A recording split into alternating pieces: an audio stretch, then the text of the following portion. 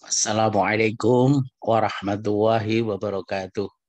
Salam sejahtera bagi kita semua, para pemirsa. Pada bagian sebelumnya, yaitu tentang topik inner journey, ada dua bagian yang telah dibahas, yaitu terkait dengan tugas manusia ketika lahir di bumi ini, yaitu untuk menjadi khalifah, untuk menjadi pemimpin atau pemakmur di bumi ini. Nah, kemudian untuk menjadi khalifah fil ard, maka Allah telah karuniakan untuk bekal, yaitu yang pertama adalah pendengaran, kemudian yang kedua adalah penglihatan, dan yang ketiga adalah hati atau hats. Nah, kemudian untuk penyempurna, maka Allah telah bekali kepada manusia, yaitu otak manusia. Nah, sebagaimana telah dibahas sebelumnya, yaitu bahwa otak manusia ada tiga bagian yang kita kenal dengan triune brain. Nah, bagian yang pertama yang ada di bawah ini dinamakan batang otak, yaitu untuk kebiasaan baik maupun buruk. Kemudian yang kedua untuk membela diri. Nah, ini diberikan Allah kepada binatang. Kemudian sistem limbik itu adalah untuk perasaan atau emosi, yaitu marah, senang, keinginan merawat, dan lain-lain. Ya, kemudian memori, kemampuan belajar itu adalah sistem limbik yang ada di tengah ini. Nah, otak pertama, batang otak, otak yang kedua, sistem limbik, itu Allah berikan juga kepada semua binatang. Nah, sehingga binatang itu juga kalau kita ganggu akan membela diri, ya. Kemudian juga merawat anak-anaknya, meskipun binatang buas misalnya harimau, maka dia tetap sayang kepada anak-anaknya, ya, karena punya perasaan emosi, kemudian senang, ya, marah, keinginan merawat, ya, itu bagian dari sistem limbik. Kemudian juga punya memori. Jadi kalau misalnya kita sering mengganggu binatang, misalnya kucing gitu ya, kalau kita sering gangguin dia, maka suatu ketika ketemu dengan Anda, maka kucing itu akan lari karena ingat, ya, Anda yang suka mengganggu dia. Kira-kira begitu pemirsa. Nah, kemudian yang ketiga adalah neokortek. Ini yang hanya diberikan kepada manusia, yaitu tempat berlangsungnya bahasa, analisa, logika, kreativitas, dan intuisi. Bagian yang terbesar yang di luar ini. Nah, ini yang dinamakan neokortek. Kemudian kalau kita lihat dari bagian atas, maka otak manusia itu dibagi menjadi dua belahan, yaitu belahan kiri dan belahan kanan. Belahan kiri itu terkait dengan matematika, bahasa, membaca, menulis, logika, urutan, sistematis, analitis. Sedangkan bagian kanan adalah kreativitas, konseptual, inovasi, gagasan, gambar, warna, musik, irama, melodi, bermimpi. Itu adalah belahan otak bagian kanan yang terkait dengan long term memory. Nah, sehingga ketika kita belajar itu kalau masuk ke bagian otak kanan akan lama tersimpan. Sementara kalau otak kiri itu terkait dengan short term memory, jadi mudah lupa. Nah, kemudian kemampuan otak manusia untuk menyimpan data itu kalau satu data baru per detik disimpan di otak kita, maka baru penuh dalam waktu 30 juta tahun kira-kira. Nah, kemudian untuk mengingat, ya, maka RAM otak kita itu setingkat atau sama dengan memori komputer sebesar 1 juta gigabits, yang apabila dipakai untuk menyimpan data satu detik, satu data baru, itu baru penuh dalam waktu 35 tahun. Luar biasa, subhanallah.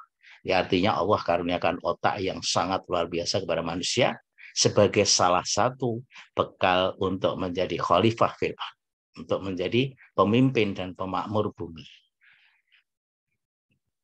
Nah, kemudian otak kita kalau kita ukur dengan alat yang namanya elektroencephalogram, maka akan muncul gelombang otak yang dibagi menjadi 4 bagian. Yang pertama, kalau orang itu lagi stres, lagi tegang, ya, konsentrasi tinggi gitu ya. Nah, kemudian kondisinya terjaga, maka gelombangnya adalah gelombang beta antara 12 sampai 25 Hz. Sementara kalau orang yang lebih tenang gitu ya, kondisi terjaga, santai, belajar ideal, bisa menulis dengan baik, maka Kalau kita ukur gelombangnya di daerah alfa antara 8 sampai 12 Hz. Nah, kemudian yang lebih rendah lagi yaitu ketika seseorang lagi melamun, ngantuk, ya, santai, ya, kondisi setengah terjaga begitu. Itu kondisi gelombangnya adalah theta antara 4 sampai 8 Hz. Jadi kadang-kadang ketika kita ajak bicara masih bisa jawab tuh, tapi apa yang dia jawab nggak sadar. Ya, ketika ditanya itu, apakah tadi Anda menjawab begini? Enggak kayaknya gitu. Padahal benar kalau kita rekam atau hasil rekamannya diperlihatkan itu karena setengah sadar. Kemudian kalau tidak sadar kondisi tidur nyenyak bisa kecelakaan sampai koma gitu ya. Nah, maka gelombangnya adalah delta antara setengah sampai 4 Hz.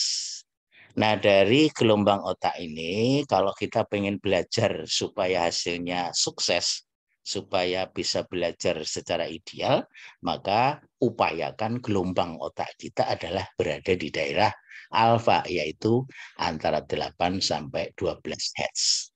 Yang menjadi pertanyaan adalah bagaimana upaya kita agar otak kita senantiasa di daerah alfa ini, gitu ya. Nah, ada dua metode untuk mengubah frekuensi otak kita. Yang pertama adalah metode alamiah, kemudian yang kedua adalah metode non-alamiah.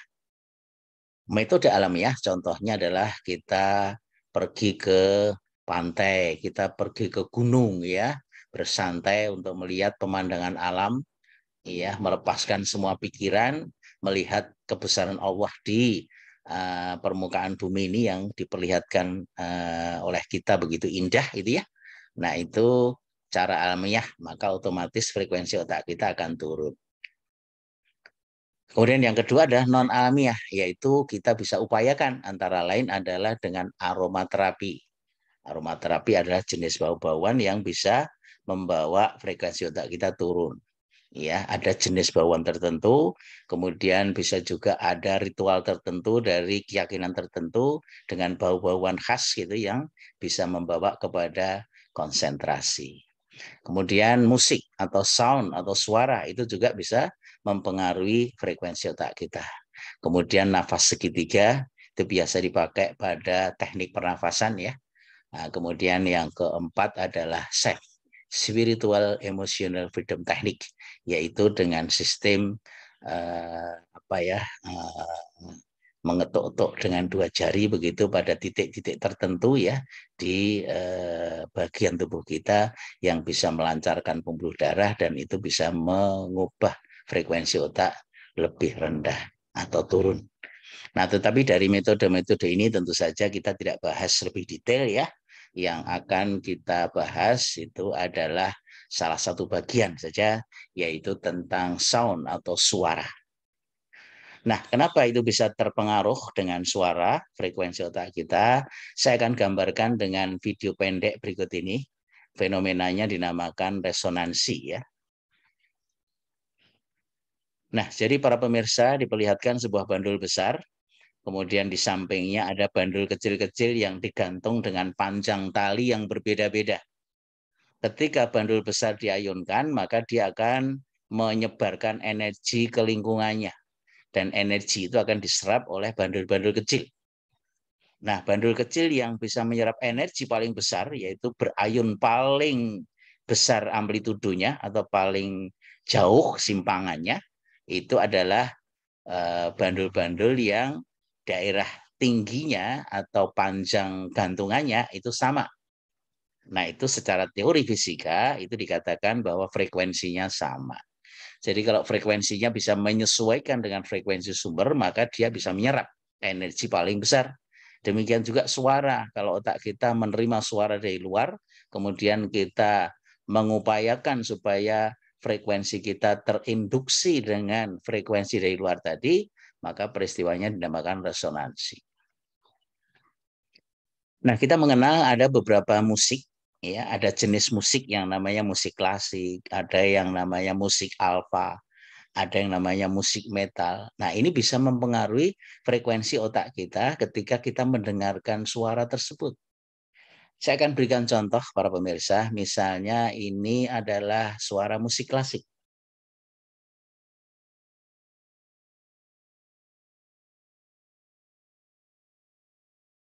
Nah, ini salah satu jenis dari musik klasik yang apabila kita mendengarkan suara musik ini beberapa waktu gitu ya, maka lama-kelamaan frekuensi otak kita kalau misalnya mula-mula di daerah beta, maka dia bisa turun menjadi ke arah alfa tinggi.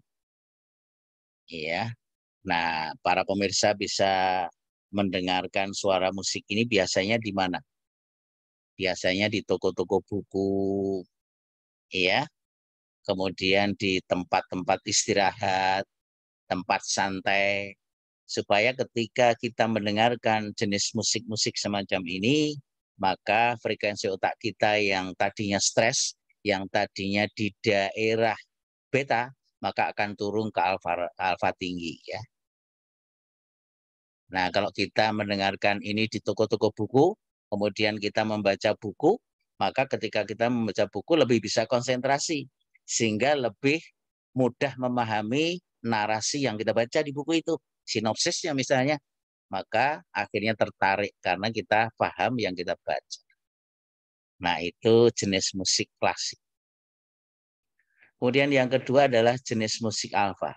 Ini saya perdengarkan sebagian para pemirsa. Nah, misalnya semacam ini ya. Ini salah satu jenis musik yang mengarah ke frekuensi alfa.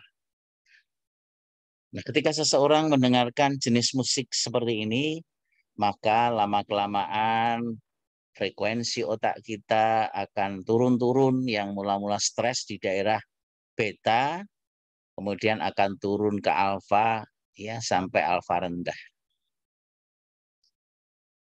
Para pemirsa, biasanya kita mendengarkan jenis musik ini di mana? Misalnya di tayangan TV tentang terjadinya bencana, ya, tentang orang yang sakit berat, lagi menderita, kemudian minta bantuan pemirsa agar hatinya tergerak, bencana alam, agar para pemirsa tergerak untuk membantu. Maka biasanya background musiknya itu background musik seperti ini.